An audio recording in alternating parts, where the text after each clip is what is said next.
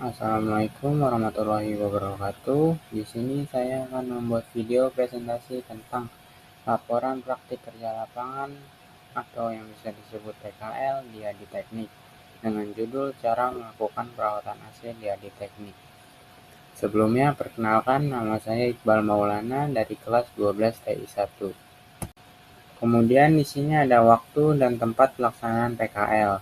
Waktu pelaksanaan PKL yang saya laksanakan dari tanggal 28 Juli 2025 sampai dengan 21 Desember 2025 dengan pelaksanaan sebagai berikut. Hari kerja dari hari Sabtu sampai dengan Kamis dan hari Jumatnya libur, dan jam kerja dimulai dari jam 8 pagi hingga jam 5 sore. Dan tempat pelaksanaan PKL saya ada di Adi Teknik yang beralamat di Jalan Kiai Haji Muchtar Tabrani nomor 8 Bekasi Utara, tepat di depan SPBU Pertamina 34 Street 17140. Kemudian di sini ada sejarah singkat perusahaan Adi Teknik. Perusahaan Adi Teknik ini merupakan perusahaan yang bergerak di bidang jasa perbaikan dan perawatan spesialis air conditioner atau AC, mechanical dan electrical, serta elektronik rumah tangga seperti kipas, indicom, kompor, dan lainnya. Perusahaan ini berdiri pada tahun 1998 yang berlokasi di Jalan Kiai Haji Muchtar Tabrani, tepatnya di depan SPBU Pertamina 34 Street 17140, Bekasi Utara. Didirikan oleh Bapak Hadi Suhanda yang kelahiran asli dari Sumedang. Bapak Hadi ini lahir pada tanggal 11 November tahun 1979 dan tahun ini sudah berumur 46 tahun, dan nama perusahaan ini diambil dari nama beliau sendiri, Bapak Hadi, di mana dia adalah seorang pekerja keras yang berawal dari ikut bekerja dengan saudaranya yang mempunyai perusahaan di bidang pendingin dan ingin mengikuti jejak karir saudaranya untuk membuat sebuah usaha di bidang pendingin yang bertujuan ingin membuka lapangan kerja dan membantu teman-temannya untuk mendapatkan pekerjaan. Seiring berjalannya waktu, Bapak Hadi ini telah berhasil mendirikan sebuah perusahaan yang telah ia rintis sendiri dari nol sampai sekarang ini, di mana dia melakukannya dengan penuh semangat dan perjuangan. Dan Bapak Hadi itu sendiri sekarang telah menjadi pimpinan sekaligus pemilik perusahaan Adi Teknik yang telah berdiri kurang lebih selama 27 tahun. Kemudian di sini ada corporate social responsibility atau CSR yang ada pada perusahaan ini. Yang pertama ada pengelolaan limbah dan material berbahaya seperti oli kompresor dan komponen-komponen elektronik yang sudah lama tidak terpakai ataupun sudah rusak. Yang kedua ada penerapan standar keselamatan kerja K3 yang dilaksanakan oleh para karyawan dari teknik tersebut. Yang ketiga ada edukasi penggunaan energi dan peralatan secara efisien. Edukasi ini diberikan oleh para teknisi kepada para pelanggan. Yang keempat ada pelayanan yang transparan dan akuntabel. Pelayanan ini dimaksudkan agar customer mengetahui kerusakan apa saja serta biaya-biaya yang harus dikeluarkan. Kemudian yang kelima ada peningkatan kompetensi SDM secara berkelanjutan kepada para teknisi karyawan dari Adi Teknik tersebut. Dan yang terakhir ada memberikan garansi terhadap pelanggan. Kemudian di sini ada dasar teori dari air conditioner atau AC split wall. Air conditioner atau AC split wall adalah sistem penyejuk udara yang terdiri dari dua unit utama, yaitu unit indoor dan juga unit outdoor, yang dipasang terpisah.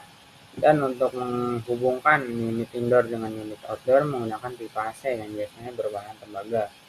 Unit indoor berfungsi menyerap panas dari udara di dalam ruangan, sedangkan unit outdoor berfungsi untuk melepaskan panas tersebut ke lingkungan luar.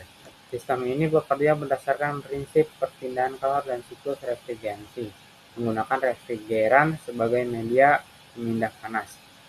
AC split wall banyak digunakan di perumahan, perkantoran, dan bangunan komersial karena memiliki tingkat kebisingan yang rendah, efisiensi energi yang cukup baik, serta kemudahan dalam pemasangan dan juga perawatan.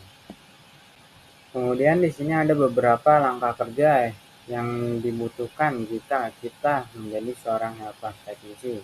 Yang pertama adalah menyiapkan peralatan yang dibutuhkan. Yang kedua, menerima alamat customer yang telah diberikan oleh admin. Yang ketiga, menuju alamat customer. Yang keempat, sampai di rumah customer. Yang kelima, pastikan unit AC yang akan dicuci dalam kondisi baik. Jika ada masalah ataupun kerusakan pada unit AC tersebut, kita harus konfirmasi terlebih dahulu ke customer. Jika customer setuju untuk memperbaiki kerusakan tersebut, kita harus koordinasikan terlebih dahulu ke admin mengenai berapa biaya untuk memperbaikinya. Lalu admin akan meneruskan ke customer berapa biaya yang harus dikeluarkan oleh customer tersebut untuk memperbaiki unit AC-nya. Selanjutnya nomor 6. Jika unit AC dalam kondisi baik, kita lanjut men-setting alat yang akan digunakan untuk mencuci AC. Yang ketujuh, lanjut dengan mengambilkan barang-barang yang dibutuhkan teknisi saat sedang mencuci AC. Yang ke-8, jika proses mencuci AC sudah selesai, lanjut dengan merapikan alat yang telah digunakan sewaktu mencuci. Tidak lupa untuk merapikan kembali jika ada tetesan ataupun kotoran yang tertinggal agar rumah customer tetap bersih. Nomor 9, jika di rumah customer pertama sudah selesai, lanjut menuju alamat rumah customer kedua yang telah diberikan oleh admin. Begitupun seterusnya hingga kita menghabiskan semua alamat customer yang telah diberikan oleh admin. Nomor 10, jika jam kerja sudah habis ataupun sudah tidak ada alamat lagi, perhatikan kembali peralatan yang sudah digunakan jika semua pekerjaan sudah selesai. Kemudian di sini ada alat dan bahan yang digunakan. Yang pertama ada jet cleaner, digunakan untuk mencuci unit AC customer. Yang kedua ada plastik cuci AC. Plastik cuci AC ini digunakan untuk menghubungkan unit AC yang akan dicuci dengan bak penampung agar air dari cucian AC bisa masuk ke dalam bak penampung. Yang ketiga ada bak penampung. Bak penampung ini digunakan untuk menampung air kotor yang berasal dari pencucian unit AC. Kemudian yang keempat ada spons dan juga sabun. Spons dan juga sabun digunakan untuk membersihkan unit AC customer agar bersih. Kemudian alat dan bahan yang diperlukan selanjutnya ada kanebo. Kanebo itu digunakan untuk mengeringkan unit AC yang telah dicuci.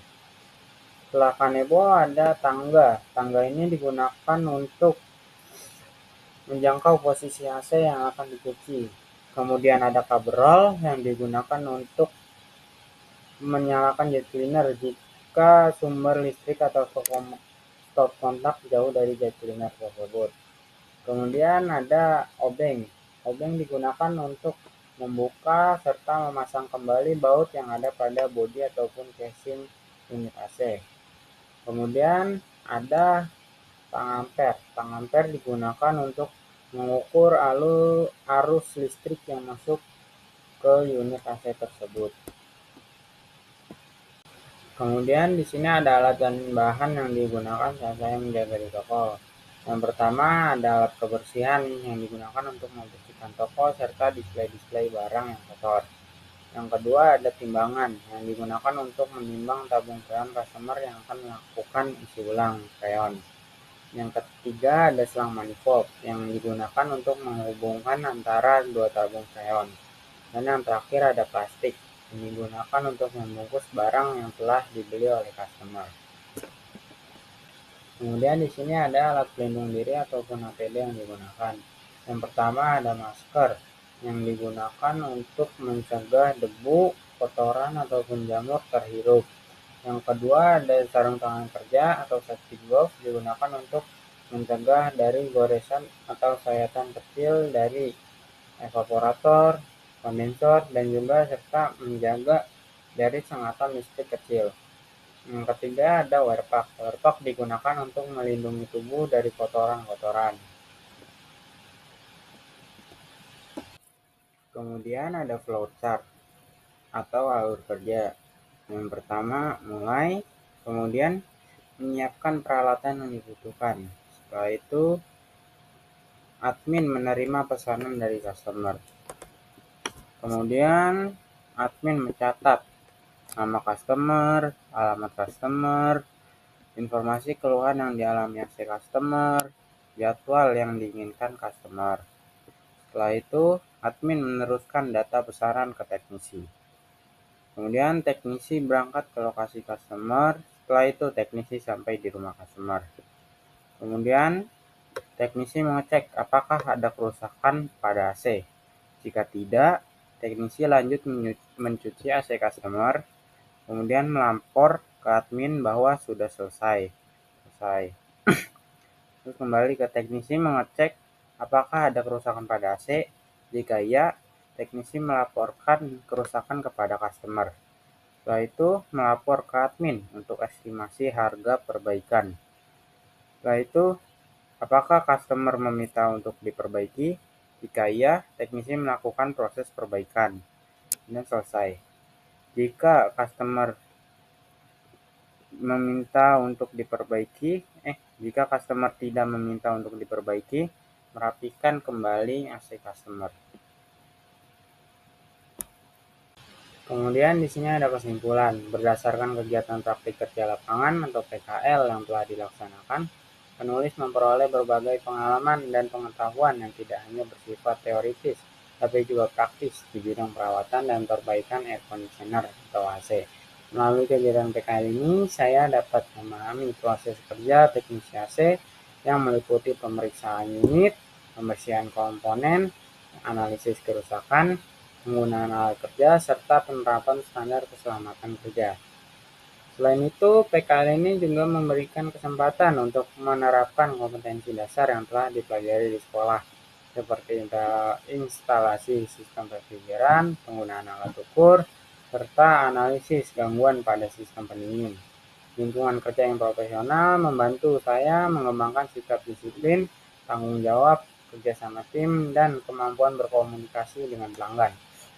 Secara keseluruhan, kegiatan PKL ini memberikan manfaat yang sangat besar bagi saya dalam meningkatkan keterampilan teknis, wawasan industri, serta kesiapan untuk memasuki dunia kerja. Terima kasih bagi yang sudah menonton presentasi saya ini. Mohon maaf jika ada kesalahan kata. Wassalamualaikum warahmatullahi wabarakatuh.